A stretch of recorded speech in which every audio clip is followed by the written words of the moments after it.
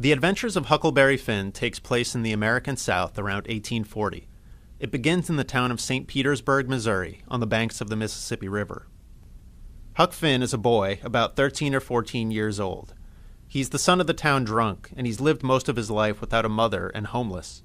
He's used to wearing ragged, cast-off clothes, never going to school, and doing pretty much whatever he wants. He's very good at outdoor things like hunting, fishing, and trapping. At the beginning of the book, he's living in a house because he's been adopted by the widow Douglas, who's trying to civilize him. Huck and the widow live with the widow's sister, Miss Watson, who scolds Huck frequently. The widow and Miss Watson also own a number of slaves. Whenever he can, Huck sneaks off with his friend, Tom Sawyer, and they pretend to be in a robber's gang. One night, Huck climbs into his bedroom window after being out with Tom, and he finds his vagrant father, Pap, waiting for him in his bedroom. Pap tells Huck to stop acting like he's better than his father, meaning stop going to school and reading. He makes Huck give him money so he can get drunk.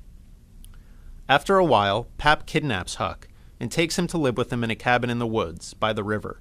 Huck is happier in some ways, being out of school, but Pap gets drunk a lot and beats Huck, and even tries to kill him when he gets so drunk he's hallucinating.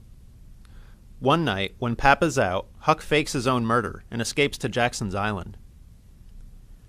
After a few days on the island, he stumbles onto the remains of a campfire and realizes someone else is on the island too. The other person turns out to be Jim, a slave owned by Miss Watson, and part of the household where Huck lived with the widow. Jim says he's run away because he heard Miss Watson talking about selling him down the river for $800.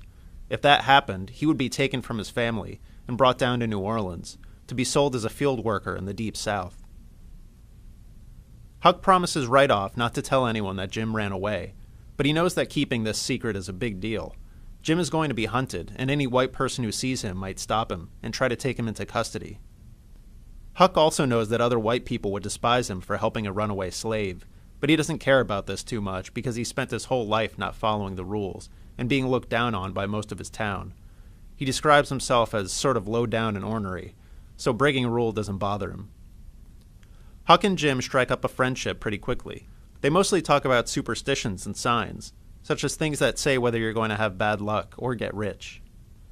They find a cave high up on the island to camp in, and soon there's a big storm that makes the river rise and cover most of the island. They catch a raft floating by.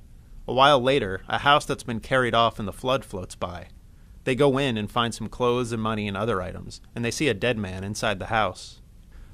Huck goes to the shore to see if he can hear any news. He dresses in girl's clothes that he found in the house, and he speaks to a woman in a cabin. The woman figures out that he's a boy, not a girl, but she doesn't get mad about it. She tells him that her husband thinks the runaway slave is hiding on the island and is going there with some other men that night to try to catch him. So Huck hurries back to get Jim, and they start floating down the Mississippi River on the raft. Huck and Jim have a number of adventures on the raft, traveling at night so no one stops them. They see an abandoned steamboat that's been wrecked in the middle of the river. They sneak onto it, and then they realize 3 thieves and murderers are on it, and they have to steal the gang's boat to get away. Huck and Jim get separated in a heavy fog, with Huck in the canoe and Jim on the raft. It takes a long time for Huck to find Jim again, and Jim is overwhelmed with joy when Huck's back. Huck plays a trick on him by pretending Jim dreamed about the whole fog, and they were never separated. When Jim realizes he's lying, his feelings are hurt, and Huck feels bad and apologizes. That's an important moment, because Huck becomes aware that Jim actually cares about him, and he cares about Jim, which he hadn't really thought about before. Huck and Jim are hoping to come to the town of Cairo, because that town is where the Ohio River empties into the Mississippi. If they get off there, Jim can buy passage on a steamboat going up the Ohio River, and he'll be on the way to freedom. When they think they're getting close to Cairo, Huck's conscience starts to bother him, because now he's not just hanging out with Jim, he's close to actually setting him free, which his society has taught him is wrong. It's basically like stealing Miss Watson's property from her, just to spite her. But it turns out they passed Cairo in the fog, and they can't travel back upstream because they're in a raft. A steamboat coming up the river runs over their raft, and they have to dive down below its wheel to avoid being killed, so they get separated. Huck comes ashore all wet, and goes to the first house he sees. He winds up getting taken in and adopted by a family called the Grangerfords.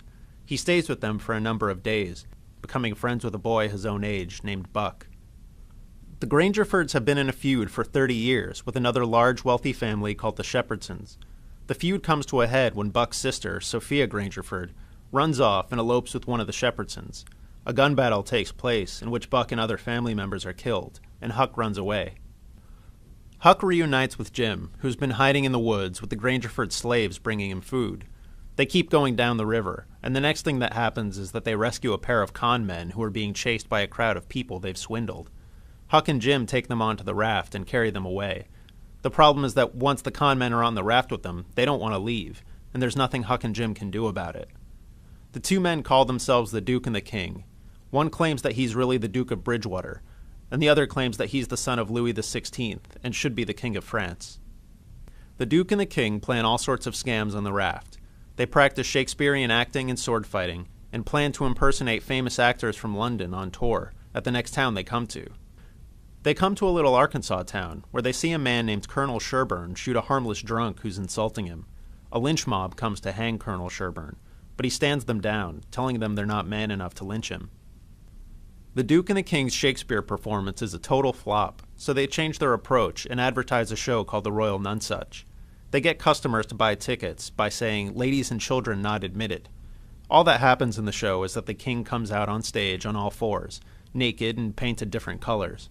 The show only lasts a minute or two. The audience knows they've been swindled, but decides to keep quiet about it and tell the other locals to see it too. After 2 nights of this, the Duke and the King run off, just as the town is about to pelt them with rotten tomatoes and dead cats. The Duke and King pull off some other scams, but their biggest one is when they arrive in a town where a man named Peter Wilkes has just died, and they pretend to be his long-lost brothers and heirs. They get the man's daughters to welcome them into the home, and they start selling the slaves and liquidating the estate. Huck steals the money from the Duke and the King and tells one of the daughters that they're con men. The real brothers of the dead man arrive, and the Duke and King barely manage to escape back to the raft. The final scam of the Duke and King is to claim that Jim is a runaway slave and sell him to a farmer named Phelps, who can claim a reward for returning him. That's the last Huck has to deal with the con men. Soon after, they try their Royal Nonsuch performance and get tarred and feathered. Huck goes to the Phelps house to look for Jim, and the Phelps family turn out to be Tom Sawyer's aunt and uncle. Huck pretends that he's Tom Sawyer, arrived for a visit with the family, and Tom Sawyer himself shows up and pretends to be his own younger brother, Sid. Jim is being kept prisoner in a shed, and Huck wants to set him free, which would be extremely easy to do. Tom insists that they don't. He thinks that Jim's escape should be like other famous prison escapes he's read about in history and in novels involving kings and noblemen. He wants to dig a tunnel into the shed rather than open a door. He wants Jim to write notes and carve inscriptions in stone to throw out of the prison, and to water a plant with his tears, and to make friends with spiders and snakes, and he makes Jim and Huck participate in all of this. Finally, they set him free, but they've sent anonymous letters warning the Phelps of danger. So when they escape with him, farmers shoot at them and hit Tom in the leg. They escape to the raft, but Huck has to get a doctor to help Tom, and the doctor turns in Jim and Tom. Tom's Aunt Polly arrives and exposes the truth about who Huck and Tom are. Tom reveals that Jim was free all along. Miss Watson had died and set him free in her will. Tom was just interested in the adventure. Jim tells Huck that his father, Pap, is dead too. He was the dead man on the floating house. Tom's Aunt Sally says she wants to adopt Huck and civilize him, but Huck's had enough of this, and he decides to travel to the west. For more information about the adventures of Huckleberry Finn, check out the Adventures of Huckleberry Finn SparkNote on SparkNotes.com.